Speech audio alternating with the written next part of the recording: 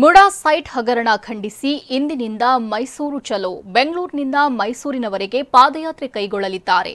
ಮೈತ್ರಿ ನಾಯಕರ ಪಾದಯಾತ್ರೆಗೆ ಯತ್ನಾಳ್, ಜಾರಕಿಹೊಳಿ ಗೈರು. ಇದೆಲ್ಲವನ್ನ ನೋಡೋಣ ಪಾದಯಾತ್ರೆ ನ್ಯೂಸ್ ಟಾಪ್ 9 ನಲ್ಲಿ. ಮೂಡಾ ಸೈಟ್ ಪ್ರಕರಣಕ್ಕೆ ಸಂಬಂಧಪಟ್ಟಂತೆ ಬೆಂಗಳೂರಿನಿಂದ ಮೈಸೂರಿಗೆ ಬಿಜೆಪಿ ಮತ್ತು ಜೆಡಿಎಸ್ ಪಾದಯಾತ್ರೆ ಇಂದಿನಿಂದ ಆರಂಭವಾಗ್ತಾ ಇದೆ. ಕೆಂಗೇರಿಯ ಕೆಂಪಮ್ಮ ದೇವಸ್ಥಾನದಲ್ಲಿ ಪೂಜೆ ಸಲ್ಲಿಸುವ ಮೂಲಕ ಮಾಜಿ ಸಿಎಂ ಬಿಎಸ್ ಯಡಿಯೂರಪ್ಪ ಮತ್ತು ಕೇಂದ್ರ ಸಚಿವ ಎಚ್.ಡಿ. ಕುಮಾರಸ್ವಾಮಿ ಪಾದಯಾತ್ರೆಗೆ ಚಾಲನೆ ನೀಡಲಿದ್ದಾರೆ. ಈ ನಾಡಿನಲ್ಲಿ ರೈತ ನಾಯಕರು ಅಂತ ಹೇಳಿದ್ರೆ ಮತ್ತೊಂದು ಹೆಸರು ಸನ್ಮಾನ್ಯ ಬಿಎಸ್ ಯಡಿಯೂರಪ್ಪನವರು. ಸನ್ಮಾನ್ಯ ಬಿಎಸ್ ಯಡಿಯೂರಪ್ಪನವರು ಜಾತ್ಯತೀತ ಜನತಾದಳದ ಅಧ್ಯಕ್ಷರು, ಕೇಂದ್ರ ಸಚಿವರಾಗಿರ್ತಕ್ಕಂಥ ಮಾನ್ಯ ಕುಮಾರಸ್ವಾಮಿ ಅವರು ಚಾಲನೆಯನ್ನ ನೀಡ್ತಾರೆ. ಇಂದಿನಿಂದ ಮೈತ್ರಿ ನಾಯಕರ ಪಾದಯಾತ್ರೆ ಆರಂಭಗೊಳ್ತಾ ಇದ್ದು ಸುಮಾರು 16 ಕಿಲೋಮೀಟರ್ ಪಾದಯಾತ್ರೆ ಇರಲಿದ್ದು, ಎರಡನೇ ದಿನವಾದ ಭಾನುವಾರ ಮಂಜುನಾಥ ಕನ್ವೆನ್ಷನ್ ಹಾಲ್ ಬಿಡದಿಯಿಂದ ಆರಂಭಗೊಂಡು 22 ಕಿಲೋಮೀಟರ್ ಸಾಗಲಿದೆ.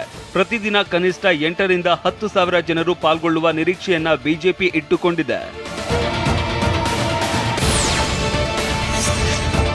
ಮೂಡಾ ಸೈಟ್ ಹಗರಣ ಖಂಡಿಸಿ ಮೈಸೂರು ಚಲೋ ಹೆಸರಲ್ಲಿ 10 ದಿನಗಳ ಕಾಲ ಬೃಹತ್ ಪಾದಯಾತ್ರೆ ನಡೀತಾ ಇದೆ. ಬೆಂಗಳೂರಿನಿಂದ ಮೈಸೂರಿಗೆ ಬೃಹತ್ ಪಾದಯಾತ್ರೆ ನಡೀತಾ ಇದ್ದು, ಪಾದಯಾತ್ರೆ ಆರಂಭಕ್ಕೂ ಮುನ್ನ ಬಿಜೆಪಿ ರಾಜ್ಯಾಧ್ಯಕ್ಷ ಬಿವೈ ವಿಜಯೇಂದ್ರ ಚಾಮುಂಡಿ ಬೆಟ್ಟಕ್ಕೆ ಭೇಟಿ ನೀಡಿ ನಾಡದೇವಿ ದರ್ಶನ ಪಡೆದು ವಿಶೇಷ ಪೂಜೆ ಸಲ್ಲಿಸಲಿದ್ದಾರೆ. ಪಾದಯಾತ್ರೆಯಲ್ಲಿ ಎಲ್ಲ ಶಾಸಕರು, ಸಂಸದರು, ಮಾಜಿ ಸಚಿವರು ಮತ್ತು ಪದಾಧಿಕಾರಿಗಳು ಕಡ್ಡಾಯವಾಗಿ ಪಾಲ್ಗೊಳ್ಳುವಂತೆ ಬಿಜೆಪಿ ರಾಜ್ಯ ಉಸ್ತುವಾರಿ ರಾಧಾ ಮೋಹನ್ ದಾಸ್ ಅಗರ್ವಾಲ್ ಸೂಚನೆ ನೀಡಿದ್ದಾರೆ. ಆದರೆ ರಾಜ್ಯ ನಾಯಕತ್ವದ ವಿರುದ್ಧ ಮುನಿಸಿಕೊಂಡಿರುವ ಬಿಜೆಪಿ ಶಾಸಕರಾದ ಬಸನಗೌಡ ಪಾಟೀಲ್ ಯತ್ನಾಳ್, ರಮೇಶ್ ಜಾರಕಿಹೊಳಿ ಸೇರಿದಂತೆ ಸಮಾನ ಮನಸ್ಕ ನಾಯಕರು ಪಾದಯಾತ್ರೆಯಿಂದ ದೂರ ಉಳಿಯುವುದಕ್ಕೆ ಈಗಾಗಲೇ ತೀರ್ಮಾನ ಮಾಡಿದ್ದು, ಬೆಂಗಳೂರು ಹೊರವಲಯದಲ್ಲಿ ಪ್ರತ್ಯೇಕ ಸಭೆ ನಡೆಸುವ ಸಾಧ್ಯತೆ ಇದೆ. ಬಿಜೆಪಿ ಜೆಡಿಎಸ್ ಅವಧಿಯಲ್ಲಿನ ಭ್ರಷ್ಟಾಚಾರದ ವಿರುದ್ಧ ಬಹಿರಂಗ ಸಭೆ ನಡೆಸಿ ಬಿಜೆಪಿ ಜೆಡಿಎಸ್ ಪಾದಯಾತ್ರೆಗೆ ಕೌಂಟರ್ ಕೊಡೋದಕ್ಕೆ ಕಾಂಗ್ರೆಸ್ ಪ್ಲಾನ್ ಮಾಡಿಕೊಂಡಿದೆ.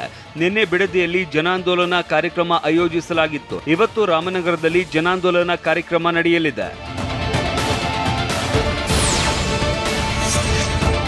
ಭ್ರಷ್ಟಾಚಾರಿಗಳಿಂದ ಭ್ರಷ್ಟಾಚಾರಕ್ಕಾಗಿ ಮಾಡ್ತಾ ಇರುವ ಪಾದಯಾತ್ರೆ ಅಂತ ಜನಾಂದೋಲನ ಕಾರ್ಯಕ್ರಮದಲ್ಲಿ ಡಿಕೆ ಶಿವಕುಮಾರ್ ವಾಗ್ದಾಳಿ ನಡೆಸಿದ್ದಾರೆ. ದೇವೇಗೌಡರು ನನ್ನ ಪುಣ್ಯಭೂಮಿ, ಕರ್ಮಭೂಮಿ ಎಂದಿದ್ದರು. ಎಚ್ಡಿಕೆ ತಂದೆ ಈ ಜಿಲ್ಲೆಯಿಂದ ಪ್ರಧಾನಿ, ಮುಖ್ಯಮಂತ್ರಿಯಾಗಿದ್ರು. ಪಾದಯಾತ್ರೆಯಲ್ಲಿ ಜೆಡಿಎಸ್ ಪಕ್ಷದ ಒಂದು ಬಾವುಟವೂ ಇಲ್ಲ. ಕುದುರೆ ಎಷ್ಟೇ ಚೆನ್ನಾಗಿದ್ರು ಚಾಟಿ ಏಟು ಬೀಳದೆ ಇರೋದಿಲ್ಲ ಅಂತ ಲೇವಡಿ ಮಾಡಿದ್ರು. ನೀನು ಇರುವಂತ ಪಕ್ಷ ಸರ್ಕಾರದಿಂದ ಒಂದು ಬಾವುಟ ಇಲ್ಲದೆ ಪಾದಯಾತ್ರೆ ನಡೀತಾ ಇದೆಯಲ್ಲ, ನಿನ್ನ ಒಬ್ಬನ ಅಧಿಕಾರಕ್ಕೋಸ್ಕರ ನಿನ್ನ ಪಕ್ಷವನ್ನ ತ್ಯಾಗ ಮಾಡಿದ್ಯಲ್ಲ, ನಿನಗೆ ನಾನು ಅಭಿನಂದಿಸಲಿಕ್ಕೆ ನಾನು ಈ ಸಂದರ್ಭದಲ್ಲಿ ಇಷ್ಟಪಡ್ತಾ ಇದ್ದೇನೆ. ಬಿಜೆಪಿ ಪಾದಯಾತ್ರೆಗೆ ಜೆಡಿಎಸ್ ಬೆಂಬಲ ವಿಚಾರವಾಗಿ ಸಿಎಂ ಕಿಡಿಕಾರಿದ್ದಾರೆ. ಕುಮಾರಸ್ವಾಮಿ ಈ ರೇಸ್ನಲ್ಲಿ ಏನೂ ಇಲ್ಲ, ಪಾದಯಾತ್ರೆ ಬೇಡ ಎಂದಿದ್ರು. ಮಳೆ ಜಾಸ್ತಿಯಾಗಿ ಪ್ರವಾಹ ಬಂದಿದೆ, ಅದರ ಕಡೆ ಗಮನ ಕೊಡಬೇಕು ಅಂದ್ರು. ಈಗ ಪ್ರವಾಹ ಎಲ್ಲಿ ಹೋಯ್ತು ಅಂತ ಸಿಎಂ ಸಿದ್ದರಾಮಯ್ಯ ವ್ಯಂಗ್ಯವಾಡಿದ್ದಾರೆ. ಕೇಂದ್ರದ ಮಂತ್ರಿ, ಜೆಡಿಎಸ್ನ ನಾಯಕ ಏನೂ ಇಲ್ಲ ಈ ಕೇಸ್ನಲ್ಲಿ ಅಂತ ಒಂದ್ಸಾರಿ ಪಾದಯಾತ್ರೆ ಬೇಡ ಅಂತ ಹೇಳ್ತಾರೆ. ಮಳೆ ಜಾಸ್ತಿ ಆಗಿದೆ, ಜಲಾಶಯಗಳೆಲ್ಲ ತುಂಬಿಕೊಂಡಿದ್ದಾವೆ, ಪ್ರವಾಹ ಬಂದಿದೆ, ಅದ್ರ ಕಡೆಗೆ ನಾವು ಗಮನ ಕೊಡಬೇಕು. ಈಗ ಹೊರಟೈತಾ ಅದು. ಸರ್ಕಾರದ ಭವಿಷ್ಯ ಇನ್ನೊಂದು ವಾರ ಅಷ್ಟೇ ಅಂತ ಕೋಲಾರದಲ್ಲಿ ವಿಧಾನ ಪರಿಷತ್ ವಿರೋಧ ಪಕ್ಷದ ನಾಯಕ ಛಲವಾದಿ ನಾರಾಯಣಸ್ವಾಮಿ ಗುಡುಗಿದ್ದಾರೆ.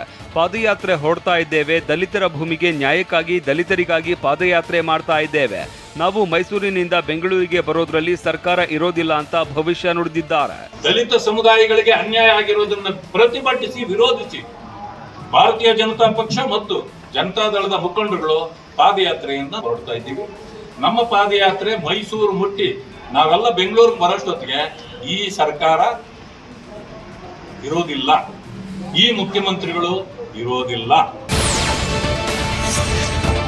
ಮೂಡಾ ಹಗರಣದಲ್ಲಿ ಸಿಎಂ ಪತ್ನಿ ಭಾಗಿಯಾಗಿದ್ದು ಕಂಡು ಬರ್ತಾ ಇದೆ. ಹೀಗಾಗಿ ಮೂಡಾ ಪ್ರಕರಣದ ತನಿಖೆ ಸಿಬಿಐನಿಂದಲೇ ಆಗಬೇಕು ಅಂತ ಸಂಸದ ಜಗದೀಶ್ ಶೆಟ್ಟರ್ ಆಗ್ರಹಿಸಿದ್ದಾರೆ. ಬೆಳಗಾವಿಯಲ್ಲಿ ಮಾತನಾಡಿದ ಅವರು, ಸದನದಲ್ಲಿ ಈ ವಿಷಯವನ್ನ ಸಿಎಂ ಸಿದ್ದರಾಮಯ್ಯ ಎದುರಿಸಲಿಲ್ಲ. 50% ಸೈಟ್ಗಳನ್ನ ಪಡೆದಿದ್ದು ಕಾನೂನಿಗೆ ವಿರುದ್ಧವಾಗಿದೆ ಅಂತ ಆರೋಪಿಸಿದ್ರು. ಮುಖ್ಯಮಂತ್ರಿಗಳು ಅವ್ರ ಪತ್ನಿಯ ಇನ್ವಾಲ್ವ್ಮೆಂಟ್ ಇದ್ದದ್ದು ಕಂಡು ಬರ್ತದೆ. ಪ್ರೈಮಾ ಫೇಸಿ ಕೇಸ್ ಇದೆ. ಆ ಹಿನ್ನೆಲೆಯಲ್ಲಿ ಇವತ್ತು ಇದ್ರ ಬಗ್ಗೆ ಎನ್ಕ್ವೈರಿ ಆಗಬೇಕು, ಸಿಬಿಐ ತನಿಖೆ ಆಗಬೇಕಂತ ಭಾರತೀಯ ಜನತಾ ಪಾರ್ಟಿ ಒತ್ತಾಯ ಮಾಡ್ತಾ ಬಂದದ. ಮುಖ್ಯಮಂತ್ರಿಗಳು ಇಲ್ಲಿ ಏನು ತಪ್ಪು ಮಾಡಿದ್ರು ಅಂತಂದರೆ ಅದನ್ನು ಫೇಸ್ ಮಾಡಲಿಕ್ಕೂ ಅವ್ರಿಗೆ ಆಗಲಿಲ್ಲ. ಸ್ಪೀಕರ್ ಮುಖಾಂತರ ಅದನ್ನು ರಿಜೆಕ್ಟ್ ಮಾಡಿಸುವಂಥ ಕೆಲಸ ಮುಖ್ಯಮಂತ್ರಿಗಳು ಮಾಡಿದರು. 50-50% ಎಲ್ಲಿ ಕೊಡ್ತಾರೆ?